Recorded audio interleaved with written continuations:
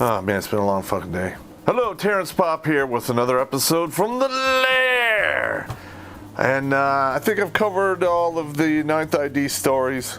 Maybe a few more will pop into my head down the road. But so basically, I went through RIP. They assigned me to 2nd Ranger Battalion because I had a letter of acceptance from the Sergeant Major. And I got sent back to Fort Lewis and packed up all my shit in my Camaro and drove on over there. Now, when I showed up, the guys who had finished RIP with, because, I just got out of the class with them, they showed up I think, the day before in the morning. And by the time I got there the next day, there's like 3 or 4 other people showing up, and the orders were coming in staggered. And these guys were right out of basic AIT. They didn't know how shit worked in the Army. I mean, they were brand fucking new. So I knew that, when I showed up there, they were going to fuck with me pretty hard. I don't know. I decided to be cautious about the whole thing. So when I reported with 2 duffel bags full of basically junk.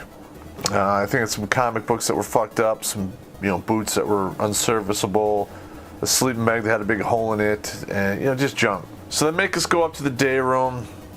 And there's like six of us there, and including me. And then they bring in the guys that came in the day before, and they just smoke the fucking shit out of us. They do push-ups and sit-ups. It's just the fucking usual hazing bullshit. I was fully expecting this. And then they take you out and they walk you to your room. And they tell you where you're gonna live, blah blah blah, and they go get your shit. So I'm like, okay. And I go back there, and everyone who left their bags in there, their shit was scattered all over the fucking bay. I mean, just fucking everywhere.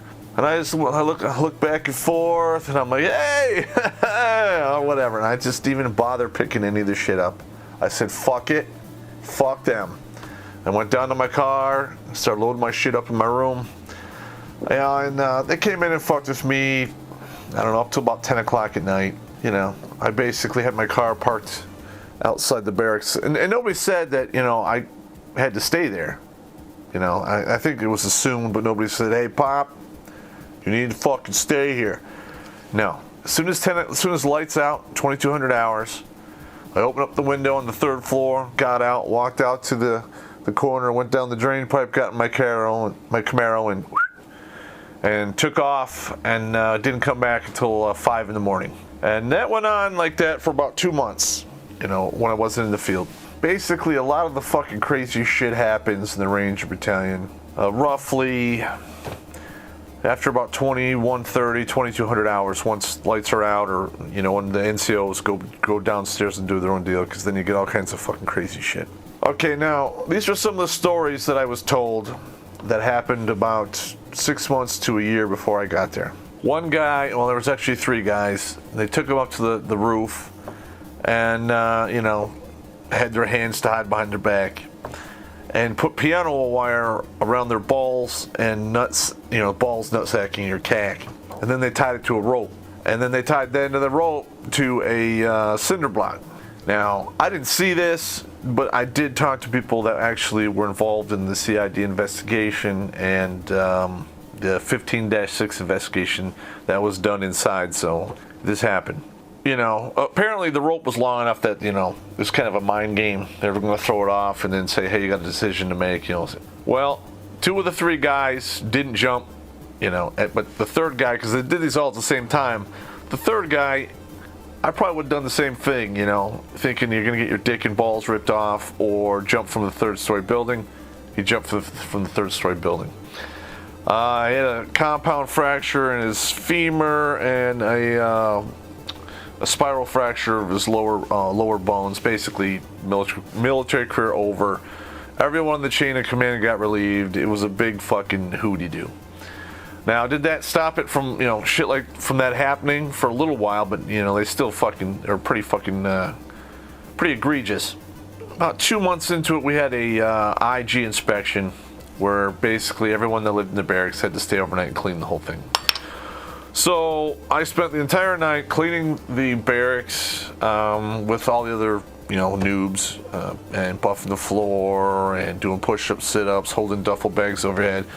Basically got smoked from 10 o'clock to like 4 in the fucking morning. Got like an hour of sleep before PT. That really sucked, man.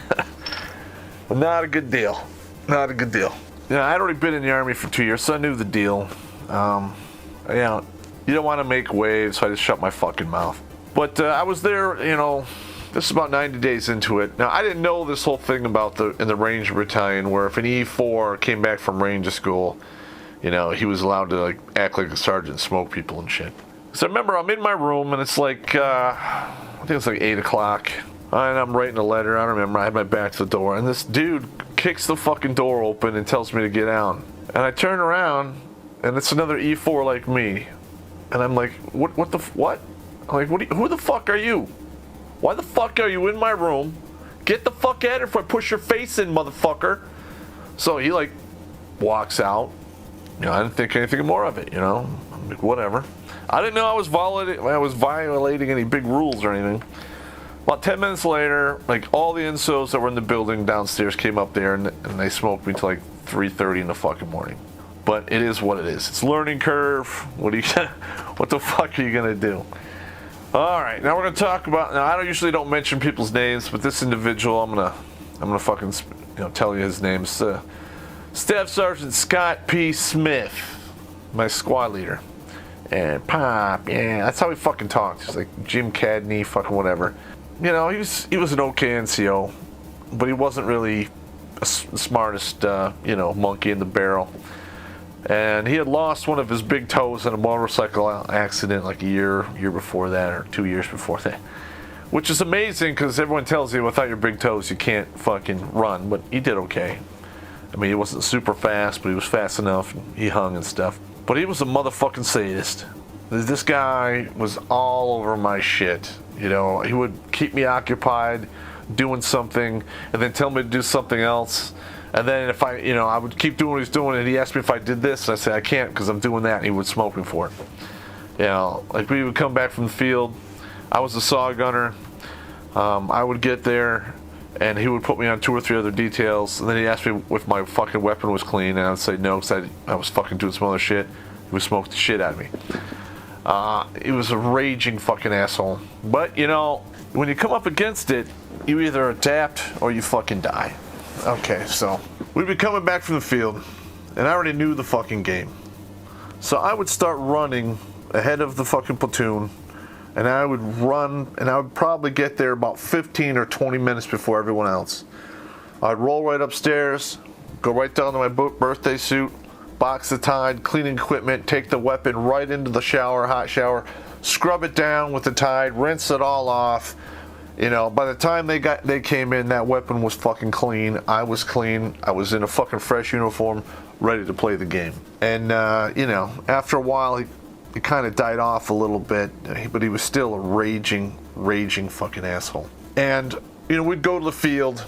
He would always be like, well, Popp, how do they do it in Legland? And I'm like, I don't know. I'd pull up my fucking blowtorch, my fucking, pot, heat up my own fucking food, have the MREs, the whole fucking deal. Because you can't just eat the MREs. I mean, they're good for a little while in the beginning, but you just can't do it. So I would cut them with top ramen. I'd have a thing of peanut butter. I'd always heat up my own food. I had the whole fucking deal. I was putting everyone else to fucking shame.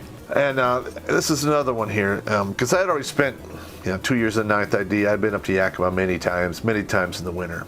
So I'd go out on this one operation up there in Yakima. Now, Airborne Rangers, they're light infantry, okay? So you don't have the tents, you don't have the vehicles, you don't have any of that support equipment. So when you go out to the fucking, this Yakima in the winter, it is fucking cold, the wind is fucking crazy. I mean, it was absolute suckfest for everyone else but me, because I knew the deal. So what I would do is I would go pull out my E-tool and I would dig down into the ground about 10 to 12 inches, and I would put the dirt around the hole, and I would make the length of my entire body. And I would take out my rubber poncho, because I bought those at a surplus store, put them together, and then I staked them down, and then I put rocks around it. And then I put a stick up in the middle, so, it basically made a fairly insulated one-man shelter. And I had a little, a little coffee can with a candle in it, and I would light it, and it would heat the whole place up. I was living just fine, and everyone else was doing the shimmy, shimmy, shake. Fuck them.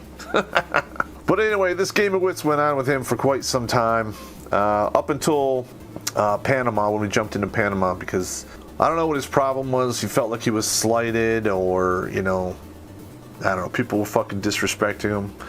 But remember when I mentioned before that fate has a way of, getting even sometimes, especially when shit's fucking going south. So Staff Sergeant Smith got to the 2nd Ranger Battalion right after Grenada happened, so he missed it. He threw a temper tantrum and wanted to leave the Ranger Battalion, and I think he left like 2 weeks before Panama went down, so he missed that. So he spent all that time in the Ranger Battalion. From 82 to 89, there was 2 combat deployments, and he missed both of them. What a fucking shame. Terrible shame. He went on to become a sergeant major somewhere. I don't believe he did so in the regiment. He was not my sergeant major. He was, pretty sadistic and unprofessional. And I hope I never see that guy again, because he was a raging fucking asshole. All right, let's see what else we got here. Oh, this is a really good fucked up funny games that he used to play with me all the time. And I don't know, I mean, they couldn't make me quit, physically. I mean, I could hang with everything. I knew the deal.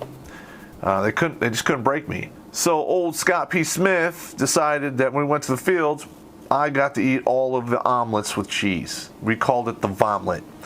So basically, everyone would take the MREs, everyone always left the vomlet, and that's all I have. So we're talking 5, 8, 12 days in the fucking field, and all I got to eat was fucking vomlets. When you fuck with a dude's food, that's a special kind of hate. Alright, when you tell a guy, fuck you, you're gonna eat the worst fucking food we have, you fucking piece of shit, that, in my opinion, was way over the fucking top. That was hard. But hey, I drove through it, made my top ramen, had my peanut butter, my pogie bait, usual shit. But if you know what you're doing and you have a good head on your shoulders, you can overcome tyranny. Not some of the time, not part of the time, but all of the time. And you just got to get creative. Anyway, there's more second best stories coming up. I'll talk to you later. Have a good evening.